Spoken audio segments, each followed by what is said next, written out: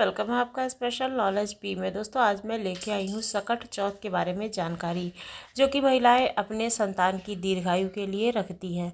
सकट चौथ 29 जनवरी 2024 को रखा जाएगा। इस तिथि का प्रारंभ 29 जनवरी 2024 को सुबह 5:10 से होगा और समाप्ति 30 जनवरी की सुबह 8:54 पर होगी। सकट चौथ के दिन चंद्रोदय का समय होगा 9:10 पर। आइए जानते हैं कि इसकी पूजा विधि क्या है और साथ में जानेंगे इसकी कथा। इस दिन सुबह उठकर लाल वस्त्र धारण करना चाहिए, फिर गणेश जी की पूजा करनी चाहिए। दिन भर निर्जला व्रत यानी कि बिना अन्न खाए या जल पिए इस व्रत को करते हैं। फिर रात के समय चंद्र को अर्घ्य दे करके और गणेश जी की पूजा करने के बाद में तिलकुट और गंजी खाई जाती है कि शकरकंदी। और बहुत सारे लोग और भी चीज़ें खाते हैं, तो संभव हो सके तो फलाहार में केवल मीठा व्यंजन ही करें और नमक का सेवन नहीं करना चाहिए। इस दिन गणेश भगवान को 21 दूर्वा अर्पित करनी चाहिए। ये बेहद ही शुभ माना जाता है। इसके अलावा भगवान गणेश को लड्डू का भोग लगाना चाहिए। लड्डू के अलावा गन्ना, शकरकंदी, गुड़, तिल का भोग लगाया जाता है और ये सारी चीज़ें घी में बनी हुई होती हैं। महिलाएं शुभ सौभाग्य और संतान की समृद्धि और सर्वत्र कल्याण की इच्छा से प्रेरित होकर के व्रत को रखती है। पद्म पुराण के अनुसार इस व्रत को स्वयं भगवान गणेश ने माता पार्वती को बताया था। वैसे तो हर महीने की कृष्ण पक्ष की चतुर्थी तिथि को गणेश चतुर्थी कहते हैं, लेकिन माघ मास की जो चतुर्थी होती है यानी कि तिल सकट चौथ कहलाती है और इसका विशेष महत्व होता है। पद्म पुराण के अनुसार आज ही के दिन कार्तिकेय के साथ पृथ्वी की परिक्रमा लगाने की प्रतिस्पर्धा में उन्होंने पृथ्वी की विजय प्राप्त की थी, भगवान भोलेनाथ और माता पार्वती की 7 बार परिक्रमा करके। तब शिव जी ने प्रसन्न होकर देवों में प्रमुख मानते हुए उनको प्रथम पूजा का आशीर्वाद दिया था। तो आपको इस मंत्र का जाप करना चाहिए। गजाननं भूतगणादि सेवितम कपित जम्बू फलचारु भक्षणम उमासुतम शोक विनाशकारिक्रम नमाम विघ्नेश्वर पाद पंकजम। शहर में देवरानी जेठानी रहते थे। जो जेठानी थी वह बहुत ही चालाक थी और बहुत अमीर थी। देवरानी बेचारी बहुत ही गरीब थी। देवरानी गणेश जी की बहुत बड़ी भक्त थी और जो देवरानी का पति था वह जंगल से लकड़ी काट कर लेकर के आता था और उसी से उनके घर का गुजर बसर होता था। लेकिन एक समय ऐसा आया कि उसका पति बीमार हो गया और बहुत दिनों तक बीमार रहा। ऐसे में घर में खाने के लिए भी भुखमरी छा गई।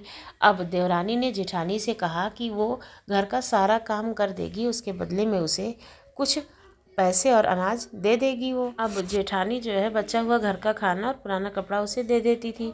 इसी से देवरानी के घर का खर्चा चलने लगा। अब माघ का महीना आया। अब देवरानी को व्रत रखना था। उसने 5 आने का तिल और गुड़ ला करके तिलकुटा बनाया, पूजा करके तिल चौथ की कथा कही और सुनी। तिलकुटा छीके में रख दिया और जब चांद निकल आएगा तो चंद्रमा को अर्घ दे करके वह तिलकुटा खाएगी और उसके बाद ही कुछ खाएगी। कथा सुनकर वह जेठानी के घर चली गई। खाना बनाकर जेठानी ने के बच्चों को खाने के लिए कहा तो वे बोले कि माँ का आज व्रत है और माँ भूखी है, जब माँ खाएगी तभी वह खा लेगी। जेठानी जी को खाना खाने को कहा तो जेठ जी बोले वे अकेले नहीं खाएंगे, जब चांद निकलेगा तभी सब लोग खाना खाएंगे। तो जेठानी ने उसे कहा कि आज तो किसी ने भी अभी तक खाना नहीं खाया है, तुम्हें कैसे दे दूं? तुम सुबह आकर के बचा हुआ खाना ले जाना। रानी ने घर पर पति बच्चे सब आस लगाए बैठे हुए थे कि आज तो त्यौहार है, इसलिए कुछ पकवान आदि माँ खाने को लेकर के आएगी। परंतु जब बच्चों को पता चला कि आज तो रोटी भी नहीं मिलेगी तो बच्चे जो हैं वो रोने लगे क्योंकि वे भूखे थे। उसके पति को भी बहुत गुस्सा आया और कहने लगा कि सारा दिन काम करके भी अगर 2 वक्त की रोटी तुम नहीं ला सकती हो तो तुम क्यों काम करने जाती हो। पति ने गुस्से में आकर के पत्नी को कपड़े धोने वाले पाटे से पीट दिया।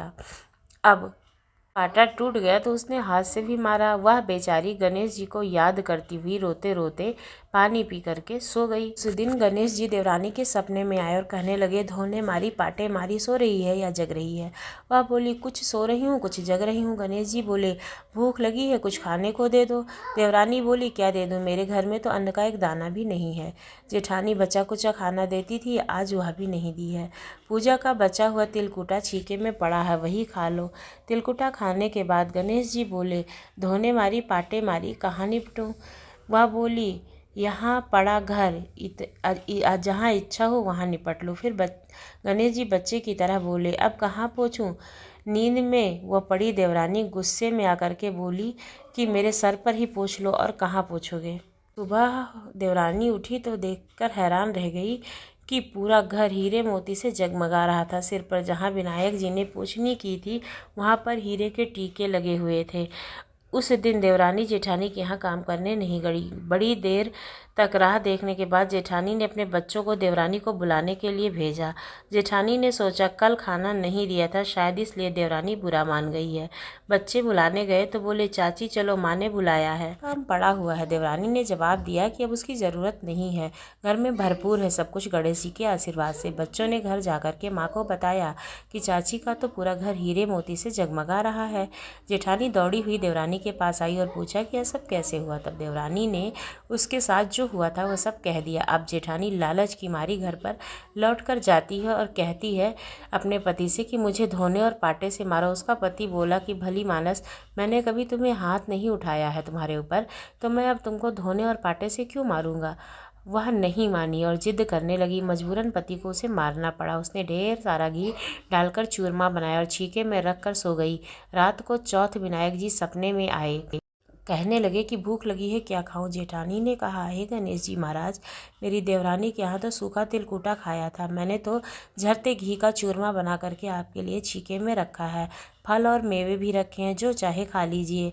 बाल स्वरूप गणेश जी बोले कि अब निपटे कहाँ? जेठानी बोली, उसके यहाँ तो टूटी फूटी झोपड़ी थी, मेरे यहाँ तो कंचन महल है, जहाँ चाहो निपट लो। फिर गणेश जी ने पूछा कि अब पूछूं कहाँ? ये कहती है कि मेरी ललाट पर।